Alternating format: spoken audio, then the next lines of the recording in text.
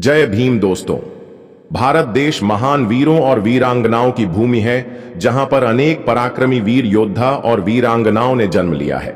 इसी भारत की भूमि पर महान सम्राट अशोक, वीरांगना झलकारी बाई, वीरांगना ऊदा देवी और तिलका मांझी एवं शहीद आजम ऊधम सिंह ने जन्म लिया है। बहुजन समाज में अनेक वीर प्रतापी राजा और योद्धा पैदा हुए हैं, जिनका गौरवशाली इतिहास हमें आज भी गौरवान्वित करता है। लेकिन कुछ मनुवादी इतिहासकारों ने उनके इतिहास को इतिहास के पन्नों में दफन करने की कोशिश की। आजादी के 7 दशक पूरे हो जाने के बाद भी भारत का एजुकेशन सिस्टम उनके इतिहास को पढ़ाना ही नहीं चाहता। आज की वीडियो में हम चमार रेजिमेंट के इतिहास के बारे में जानेंगे। बाबा साहब अंबेडकर ने कहा था कि जो समाज अपना इतिहास नहीं जानता, वह समाज अपने इतिहास का कभी भी निर्माण नहीं कर सकता। तो दोस्तों, इस वीडियो को पूरा देखिएगा। चमार रेजिमेंट के गौरवशाली इतिहास को लेकर के आया हूं, जो आपको कोई नहीं बताएगा, क्योंकि इस देश की बहुजनों का इतिहास हमेशा छिपाने का काम किया जाता है। इस देश के बहुजनों के इतिहास को मिटाने का काम किया जाता है, लेकिन मनुवादियों के इतिहास दबाने से और इतिहास छिपाने से छिपने वाला नहीं है।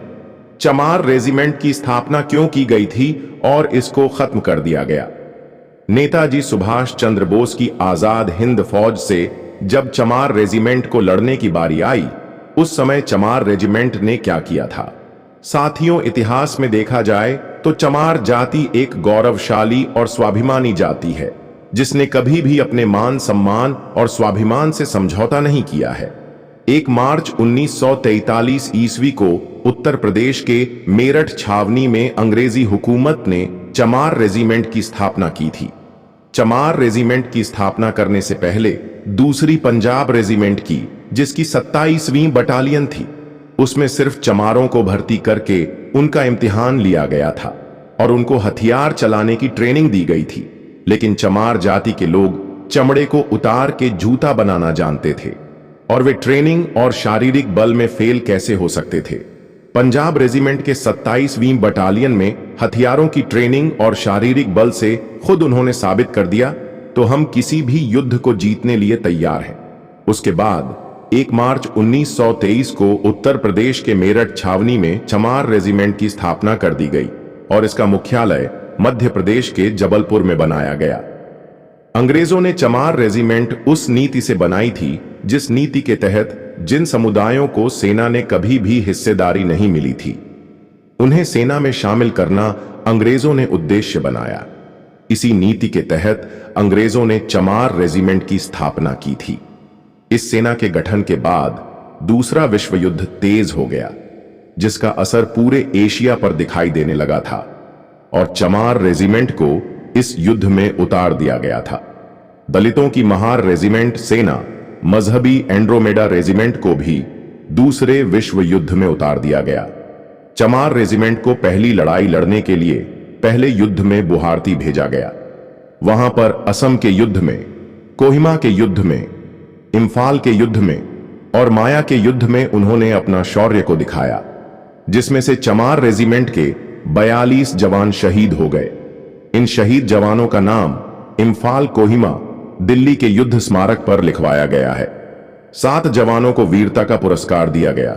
इतना ही नहीं, चमार रेजिमेंट को बेताब ऑनर ऑफ कोहिमा से सम्मानित किया गया था।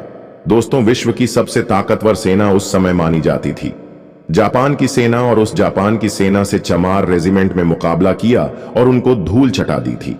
चमार रेजिमेंट के गौरव दिखाने पर अंग्रेजी सेना बहुत ही खुश हुई और उन्होंने इसके विस्तार करने का विचार बनाया और उन्होंने चमार रेजिमेंट के एक नए पैटर्न दिया, जिनका नाम था मोहन लाल कुरील।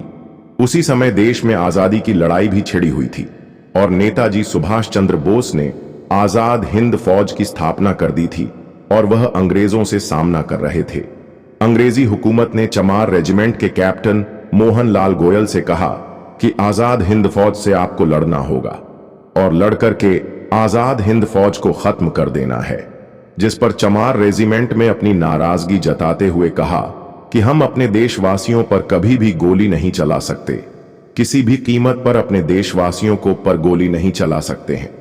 अंग्रेजी सेना में नौकरी करने वाले सभी चमार रेजिमेंट के सैनिकों ने अंग्रेजों के प्रति विद्रोह कर दिया, जिससे नाराज अंग्रेजों ने 1946 में यानी कि चमार रेजिमेंट की स्थापना होने के 3 वर्ष बाद ही चमार रेजिमेंट को खत्म कर दिया।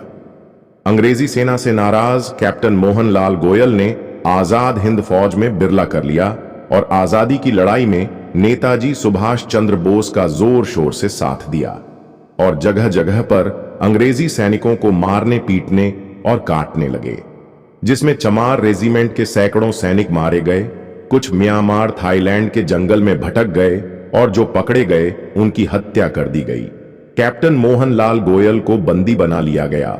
साथियों, जातिवाद और राजनीति के कारण इस देश के चमारों का जो इतिहास है वह सरकार सामने लाना ही नहीं चाहती है, उन वीर गाथाओं को अपने सिलेबस में ही शामिल नहीं करती है।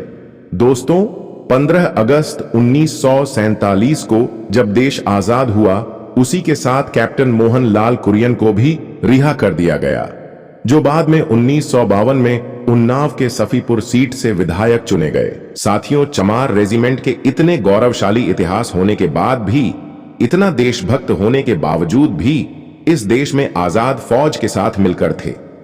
अंग्रेजों के छक्के छुड़ाने वाली चमार रेजिमेंट को बहाल नहीं किया गया। दोस्तों, इस देश में Maratha regiment, Rajputana rifles, Jat, Sikh, Gorkha regiment के होते हुए भी चमार रेजिमेंट को बहाल क्यों नहीं किया जाता है? क्या इस देश के चमारों को देशभक्ति की कीमत चुकानी पड़ रही है? चमार जाति के लोग हर परिस्थिति में अपने जीवन को जीने के लिए तैयार रहते हैं, चाहे कितनी भी विपरीत परिस्थितियां हों। अगर इतिहास लिखने का मौका आएगा तो सबसे पहले चमार जाति के लोग इतिहास लिखेंगे।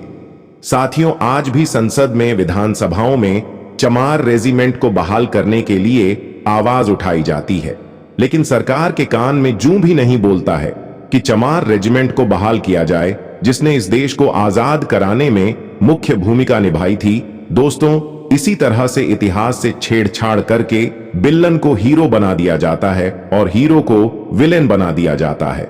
साथियों, आप सभी को पता होना चाहिए कि सर्वपल्ली राधाकृष्ण ने चोरी करके अपने स्टूडेंट की थीसिस को चोरी करके वह महान बन गया और उसके जन्मदिन पर सरकार शिक्षक दिवस के रूप में मनाती है। और वहीं पर इस देश पर जिन्होंने शिक्षा का अलख जगाया, उन्हीं राष्ट्रपिता महात्मा ज्योतिबा फूले जी और उनकी जीवन संगिनी माता सावित्री बाई फूले जी ने के संघर्ष को दबा दिया गया, उनके इतिहास को दबा दिया गया। असल मायने में शिक्षक दिवस मनाना चाहिए तो माता सावित्री बाई फूले के नाम पर मनाना चाहिए, जिन्होंने इस देश में हजारों वर्षों से महिलाओं को शिक्षा का कोई अधिकार नहीं था। उनको 1848 ने विद्यालय खोल करके शिक्षा देने का काम किया था, तो शिक्षक दिवस उनके नाम पर मनाना चाहिए। लेकिन इस देश के मनुवादी इतिहासकार इतिहास का घोटाला करके विलेन को हीरो और हीरो को विलन बनाने का काम करते हैं। साथियों, इतिहास में देखा जाए तो चमार जाति एक साली, गौरवशाली और स्वाभिमानी जाति है, जिसने कभी भी अपने मान सम्मान और स्वाभिमान से समझौता नहीं किया है। दोस्तों, इस वीडियो के बारे में आपकी क्या राय है, हमें कमेंट में जरूर बताएं। साथ ही अगर आपको हमारा यह वीडियो पसंद आया हो तो वीडियो को लाइक करें और हमारे चैनल को सब्सक्राइब करें। वीडियो देखने के लिए तहे दिल से शुक्रिया।